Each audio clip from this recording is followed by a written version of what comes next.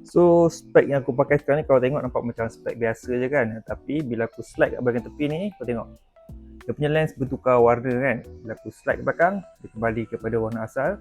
Aku slide ke depan, dia bertukar warna lagi, dan aku slide ke belakang, dia kembali kepada warna asal. So spek apa ni? Jom aku review. So yang ini adalah Electronic Touch Control Dimming Smart Glasses. Yang mana dalam box korang akan dapat satu case macam ni, dan dekat dalam box tu korang akan dapat smart glasses macam ni. Lepas tu macam biasa korang akan dapat user manual, USB charging cable dan kain untuk lap lens. Untuk tukar warna lens ni sebenarnya korang boleh kontrol dekat bahagian tepi ni lah. Dia ada arrow ke depan dan juga arrow ke belakang. Jadi korang just swipe ke depan untuk bagi dia gelap dan swipe ke belakang untuk bagi dia cerah balik lah. So spek ni selain daripada boleh tukar warna lens, dia juga sebenarnya datang siap dengan built-in speaker dekat bahagian hujung dia ni, sini dan juga sini.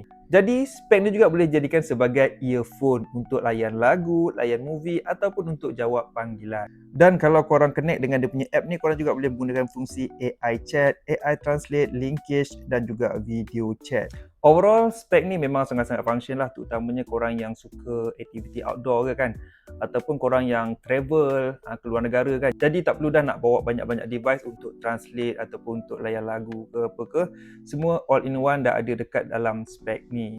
So kalau korang berminat untuk dapatkan spek ni, link ada disediakan.